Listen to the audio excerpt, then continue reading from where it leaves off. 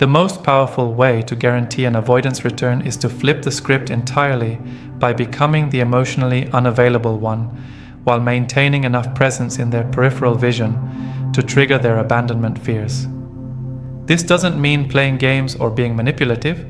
It means genuinely withdrawing your emotional availability because you've recognized your own worth and decided to invest your energy elsewhere.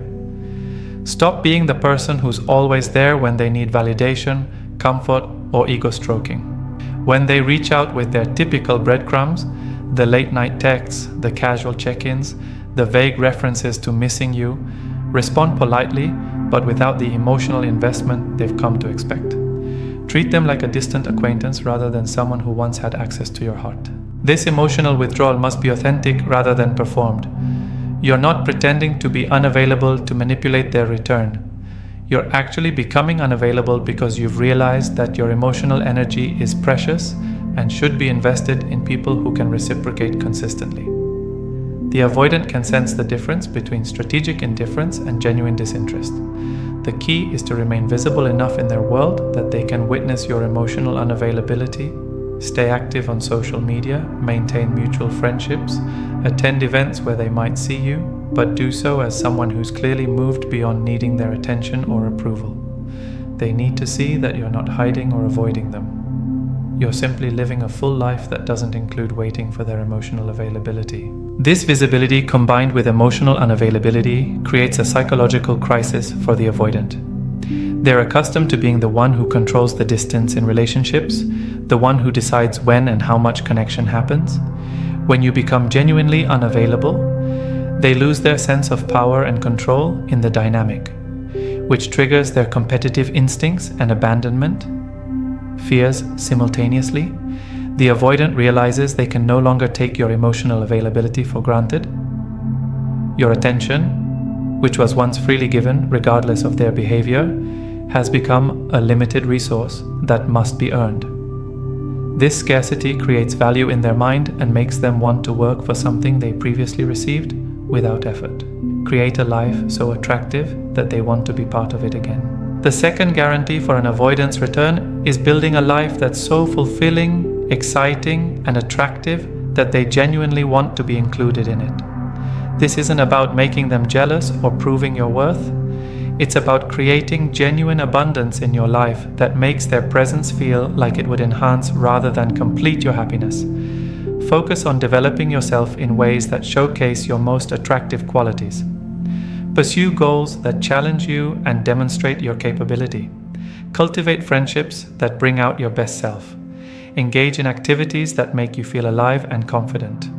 Most importantly, develop a relationship with yourself that provides the emotional security you once sought from them. The avoidant needs to see that you're not just surviving without them. You're thriving in ways that make your life appear enviable and exciting. They should witness you becoming more confident, more social, more successful, more attractive, and more content than you were during your relationship with them. This transformation should feel organic and authentic because it genuinely is. Post about your adventures, accomplishments, and joyful moments on social media where they can see them. Share photos of yourself looking happy and confident. Showcase the interesting people you're meeting and the exciting experiences you're having. Let them witness you living the kind of life that makes others want to be around you. The crucial element is that this attractive life you're building must be real rather than performed. You're not creating a facade to lure them back. You're actually becoming someone whose life is so rich and fulfilling that their participation would be a bonus rather than a necessity. This authenticity is what makes your transformation so magnetic and undeniable. The avoidant begins to experience FOMO, fear of missing out, about your life. They realize that while they were maintaining distance to protect themselves, you are building something beautiful that they're no longer part of. They start to wonder what it would be like to be included in your world again, but this time as someone who adds value rather than someone who takes it for granted. Demonstrate that you've learned to receive love from others. The third element that guarantees an avoidance return is showing them that you've learned to recognize and receive proper treatment from other people. This could involve dating someone new who treats you consistently well, or simply surrounding yourself with friends and family who demonstrate genuine care and appreciation for who you are. The avoidant needs to see that you're no longer willing to accept breadcrumbs of affection or inconsistent treatment as normal. They should witness you being appreciated by people who don't send mixed signals, who don't withhold affection as a control mechanism, and who don't make you work overtime for basic relationship security. If you're dating someone new, choose someone who demonstrates emotional maturity and consistency. The avoidant should see you being treated with respect, kindness, and genuine enthusiasm. They need to witness what it looks like when someone values your presence instead of taking it for granted, when someone pursues you instead of making you do all the work. Even if you're not dating, surround yourself with people who appreciate your qualities and treat you accordingly. Let the avoidant see you being valued by friends who prioritize your company, colleagues who respect your contributions, and family members who support your growth. Show them what it looks like when people recognize your worth. This demonstration of receiving proper treatment serves multiple purposes. First, it shows the avoidant that you've raised your standards and will no longer accept poor treatment as normal. Second, it proves that other people are capable of giving you what they couldn't or wouldn't provide. Third, it creates comparison that makes their previous behavior look inadequate and immature. The avoidant realizes they were offering you substandard treatment while convincing both of you that it was the best they could do. Seeing you receive better treatment forces them to confront the possibility that they could have treated you better if they had been willing to stretch beyond their comfort zone. Make them realize they're not special anymore. The fourth guarantee for an avoidance return is destroying their sense of being uniquely important in your life. Throughout your relationship, the avoidant likely felt special because of your intense focus on them, your willingness to accept their limitations, and your patience with their emotional unavailability. This special status gave them ego gratification while allowing them to avoid reciprocal effort. Start treating the avoidant like they're one of many people in your life rather than the central figure around which your world revolves. When they contact you, respond with the same energy you'd give to any casual acquaintance. Don't prioritize their messages over other conversations. Don't rearrange your schedule to accommodate their availability. Don't give them the special treatment they've become accustomed to receiving. Most importantly, don't act like your history together grants them any special access to your time, energy, or emotional availability. Treat them based on their current behavior rather than past connection. If they're not consistently investing in you now, they don't deserve the priority position they once held in your life. This loss of special status is deeply unsettling to the avoidant because it threatens their ego and sense of importance. They're used to feeling like they matter more to you than anyone else, even when they're not reciprocating that level of investment. When you treat them like they're ordinary rather than extraordinary, it creates a psychological crisis that demands resolution. The avoidant realizes they've lost their privileged position in your life and are now competing with other people for your attention and care. This competition triggers their instinct to reclaim their special status by demonstrating why they deserve priority treatment over others. Force them to experience what losing you actually feels like. The final element that guarantees an avoidance return is creating the genuine experience of loss rather than just the threat of it. This means completely withdrawing your presence, attention, and energy from their life in a way that feels permanent rather than temporary. They need to experience the reality of your absence, not just the possibility of it. Stop all forms of contact except what's absolutely necessary for practical reasons. Don't respond to their attempts at casual communication. Don't engage with their social media.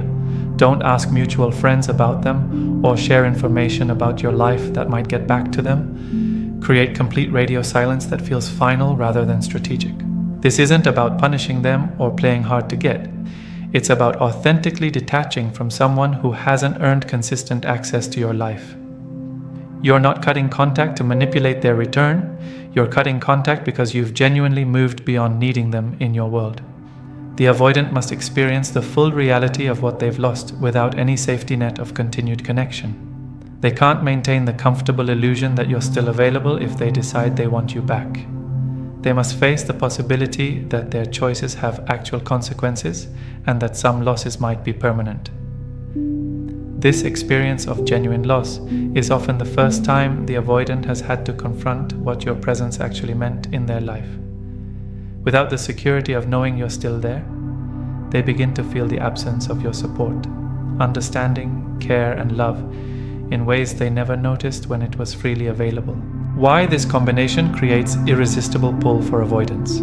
When all of these elements work together, your emotional unavailability, your attractive independent life, your experience of proper treatment, your withdrawal of their special status, and their experience of genuine loss, they create a perfect storm that awakens every attachment system the avoidant possesses.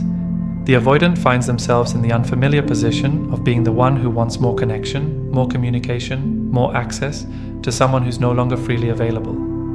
They experience what it's like to miss someone who isn't missing them back, to want someone who doesn't seem to need them, to pursue someone who isn't pursuing them. This role reversal is both uncomfortable and intriguing for the avoidant.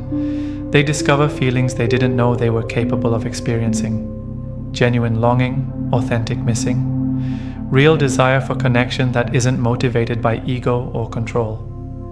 They realize they might actually be capable of the emotions they've been defending against their entire life. The avoidance return isn't guaranteed because they've learned to love properly or overcome their attachment issues.